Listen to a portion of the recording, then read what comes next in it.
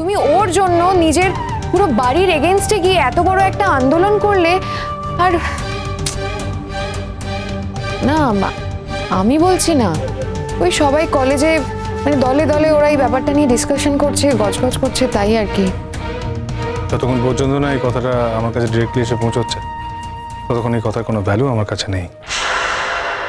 আমার মনে হয় যে মোরও কোনো এই কথার ভ্যালু দেবে না। আমিও কিন্তু কথাটার কোনো ভ্যালু দিইনি, আমি জাস্ট শুনলাম তো, ওই টেনশন হচ্ছিল তাই চলে এসেছি। ঠিক আছে ঠিক আছে, আমি আসছি, তোমরা দরজা বন্ধ করে দাও। না না ম্যাম, আমরা তেমন কিছু করছিলাম না, আমি তো পড়ছিলাম আর ও নিজের কাজই করছিল, তেমন কিছু করছিলাম না। তোমার 12টা বাজাচ্ছি, দাঁড়াও না, একটা দিন ধৈর্য ধরো শুধু। আমিও সেটাই মিন করেছি মোহন। ওই তোমরা যেটা করছিলে সেটা করো, আমি এসেছি তো, বাড়ির সবার সঙ্গে দেখা করে তারপর যাব, ঠিক আছে? বন্ধ করে দাও দরজা, আমি আসছি।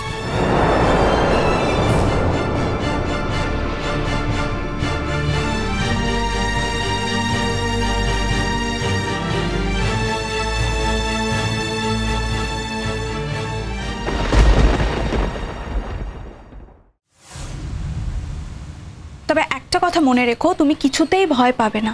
আমি ভয় পাচ্ছি না, কিন্তু আমার ক্যারিয়ারটা যদি শেষ করে দেয়। তুমি যদি ওর ক্যারিয়ার শেষ করে দাও, সেই জন্য ওর ভয় পাওয়া উচিত তোমাকে। তুমি কেন ভয় পেতে যাচ্ছ? আমি আছি তো তোমার সঙ্গে, তোমাকে যা যা যেভাবে শিখিয়েছি তুমি সেইভাবেই বলবে, সেইভাবেই করবে। আমরা আছি তোমার পাশে।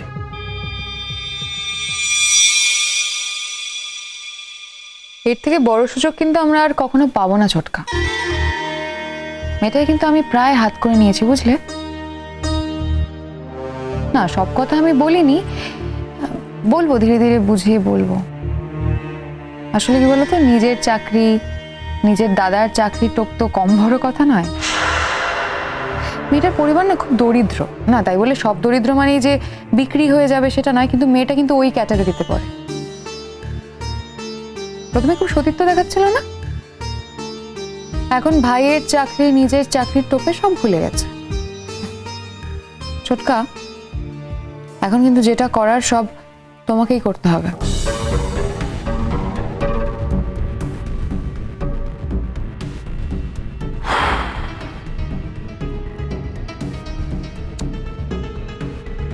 কিভাবে কি করি বলো তো?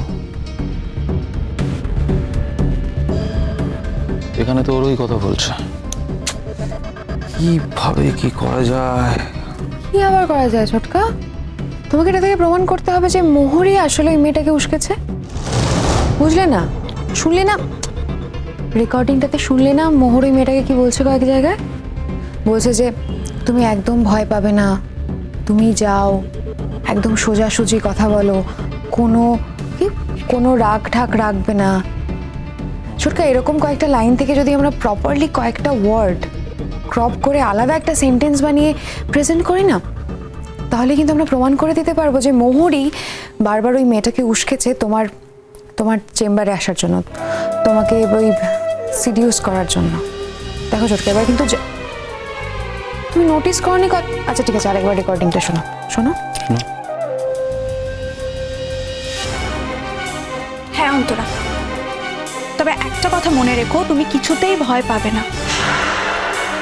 আমি তো একজন ডিরেক্টর, বলো আমি অন্য নামে মিথ্যে কথা বললে আমি কি এই কলেজে টিকতে পারবো? যে কোনো লেভেলে গিয়ে তুমি যদি ওনার ক্যারিয়ারটা শেষ করে দাও, তোমাকে যা যা যেভাবে শিখিয়েছি তুমি সেইভাবেই বলবে, সেইভাবেই করবে। আমরা আছি তোমার পাশে। কি বুঝতে পেরেছো? ইয়েস। শুনলে শুনলে কি বললো? আমি পুরো অডিওটা শুনে তবেই তোমার কাছে এনেছি ছোটকা। Thank you so much. তুমি আমার জন্য এতটা ভাবো? ভাবি তো ছোটকা, শুধু তোমার জন্য ভাবি না, তবে আমি মোহরের জন্যও ভাবি।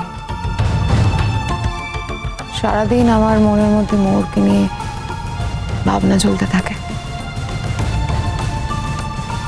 কি করে ওকে ফাঁসাবো, কি করে ওকে আমার শঙ্কর জীবন থেকে দূরে সরিয়ে দেব। সব সত্যি কথা তোমাকে বলেই দিলাম ছোটকা, রাগ ঠাক রেখে আর কি লাভ বলো তো? তুমি কি মনে করো এটা নিয়ে তুমি শুধু একাই ভাবো? আমি ভাবি না। না না ছোটকা, আমি জানি তুমি ভাবো তো।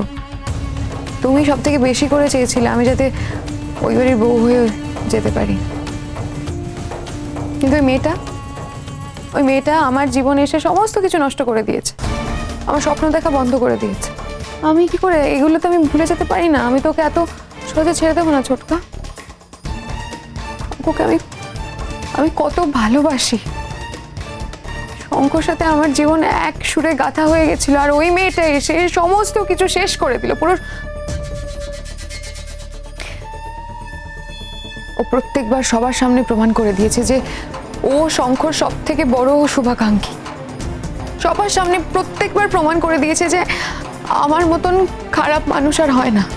ঠিক আছে ঠিক আছে, এবার সবাই দেখুক যে খারাপটা কে নিজের শ্বশুরবাড়ির এগেনস্টে গিয়ে শ্বশুরবাড়ির বিরুদ্ধে গিয়ে দাঁড়িয়েছে, কে নিজের শ্বশুরবাড়ির মান সম্মান ধুলোয় মিটিয়ে দিতে চেয়েছে। বা সবাই দেখুক। শঙ্করকে বলেছিল না ও তোমাকে গার্ড করতে চেয়েছে, শঙ্কর এবার দেখবে যে মুহূর্তে একদম উল্টো কাজ করেছে। পাপ তো বেশি দিন চাপা থাকে না। সবাই ভাববে যে মোহরের এই পাপটাও চাপা থাকলো না।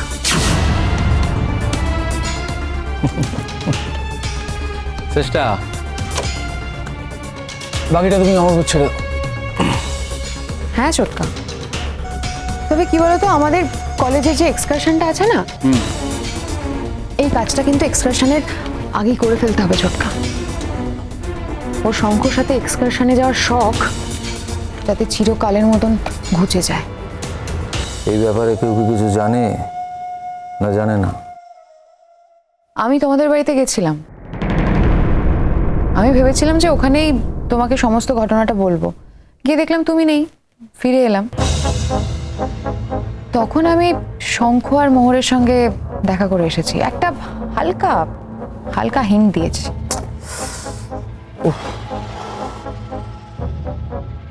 এটা তুমি কি করলে চেষ্টা? এটা করতে গেলে কেন? কেন, একদম ঠিক করেছি ছোটকা। না না, তুমি যেরকম ভাবছো আমি কিন্তু সেরকম কিচ্ছু বলিনি। আমি জাস্ট ওদেরকে বলেছি যে আমি হাওয়ায় একটা গুজব শুনলাম, মানে ওই এমন করেছি দেখিয়েছি, মানে অ্যাজ ইফ আমি ওদেরকে অ্যালার্ট করতে গেছি। তারপর আবার কি, শঙ্ককে তো জানোই। শঙ্ক বললো যে ও নিজের চোখে না দেখে নিজের কানে না শুনে বিশ্বাস করবে না, দরকার পড়লে নাকি ও তাদের মুখোমুখি পর্যন্ত দাঁড়াবে। কিন্তু মেয়েটা যদি পাল্টি খায়? এত সোজা? নিজের চাকরি, নিজের দাদার চাকরি।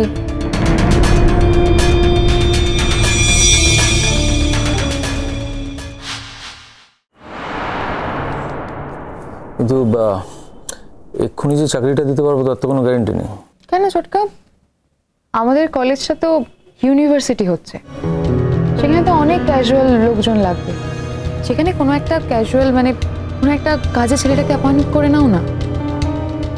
আর ওই মেয়েটার কথা, মেয়েটা তো দেরি আছে, আগে কলেজ পাস আউট করবে, তারপরে 7 মণ তেল পুড়বে, রাধা নাচবে, ও অনেক পরের কথা, ওটা পরে ভাবা যাবে। আপাতত তুমি ওই মেয়েটার দাদাকে একটা চাকরির আশ্বাস দিয়ে দাও। এইটুকু তো তুমি করতেই পারো। আচ্ছা ভাবো যে কম্পেনসেশন দিচ্ছ, সেই হিসেবে করে দাও। হ্যাঁ, এইটুকু আমি করতেই পারি, কিন্তু আমার মতামত যে বাকিরা মেনে নেবে তার কি গ্যারান্টি আছে? আচ্ছা ঠিক আছে,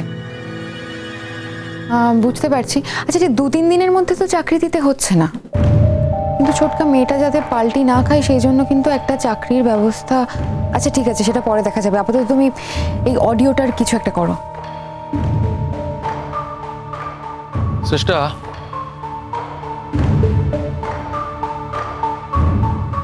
এটা তুমি আমার উপর ছেড়ে দাও। এর থেকে কি করতে হবে সবটা আমি জানি। ধরো আমি আজই চেষ্টা করছি। ও জানে না ছোটকা, ও জানে না ও কার লেজে পা দিয়েছে। ও কি ভয়ঙ্কর খেলায় নেমেছে সেটা এখনো রিয়েলাইজ করেনি। যতবার আমি ওর কাছে হেরে যাচ্ছি না, আমার জেদটা যেন আরো বেড়ে যাচ্ছে, আর ও সেটা বুঝতেই পারছে না। আর আমাকে জীবনের মতো যে অপদস্থ করেছে, তোমার কি মনে হয় তার দাম ওকে দিতে হবে না?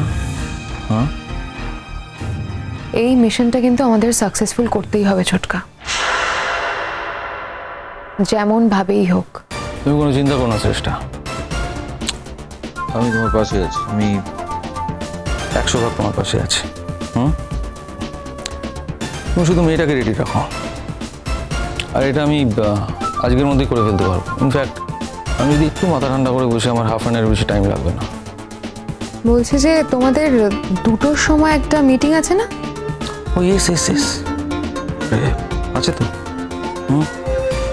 আমি ওই মিটিংয়ে এই খবরটা নিয়ে ঢুকবো ছোটকা। তার আগে আমি ওই মেয়েটাকে দিয়ে একটা লিখিত চিঠি করিয়ে আনছি। হ্যাঁ, গ্রেট শ্রেষ্ঠা, তোমার এই ঋণ আমি কোনোদিন শোধ করতে পারবো না, কোনোদিন না।